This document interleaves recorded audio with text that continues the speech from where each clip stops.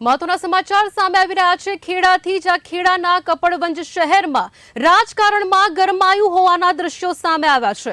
મહત્વના સમાચાર કે જ્યાં કપડવંજના વોર્ડ નંબર 6 ના અપક્ષ કાઉન્સિલરે આપ્યું છે રાજીનામું આપતા કપડવંજના રાજકારણમાં ખળભળાટ મચી ગયો છે। કપડવંજ નગરપાલિકાની સામાન્ય સભા પણ ત્યાં યોજાઈ હતી। મહત્વનું છે કે સામાન્ય સભાના વોર્ડ નંબર 6 ના સદસ્ય અપક્ષે નગરપાલિકામાં રાજીનામું આપ્યું છે। વિકાસના કામો થતા ના હોવાથી તેઓએ રાજીનામું આપ્યા હોવાનો ખુલાસો થયો છે। મહત્વના સમાચાર ખેડાથી હાલ તો સામે આવી રહ્યા છે, જ્યાં કહી શકાય છે કે ખેડાના કપડવંજમાં કહી શકાય કે રાજકારણ ગરમાયું હોય તેવું લાગી રહ્યું છે। કપડવંજના વોર્ડ નંબર 6 ના અપક્ષ કાઉન્સિલરે અચાનક જ રાજીનામું આપી દેતા ખળભળાટ મચી ગયો છે।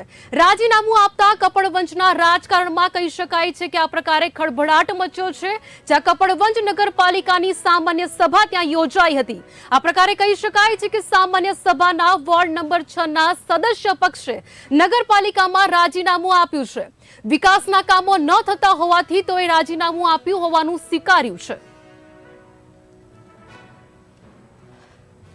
રાજીનામું એટલા માટે મૂક્યું કે કપડવંજ નગરપાલિકાની અંદર વિકાસના કામો બંધ થઈ ગયા છે।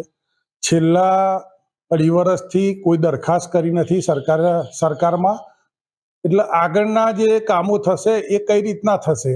બીજી વાત કે નગરપાલિકાની અંદર અત્યારે તંત્ર ઘોર બેદરકારીમાં સૂતું છે, કારણ કે નગરપાલિકાએ જે ટોકન ભાડે દુકાનો આપી હતી તે પણ એનો કોઈ નિકાલ નથી।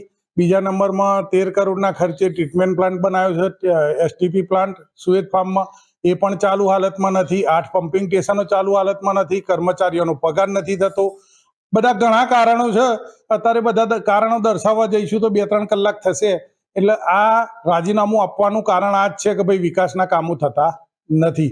ધારાસભ્યની અને સંસદ સભ્યની ગ્રાન્ટમાંથી જ થાય છે, બાકી નગરપાલિકાની કોઈ ગ્રાન્ટ એવી મોટી ગ્રાન્ટ આવેલી નથી અને હવે આવો પણ નહીં, કારણ કે દરખાસ્ત જ નથી કરી તો કઈથી આવવાની છે।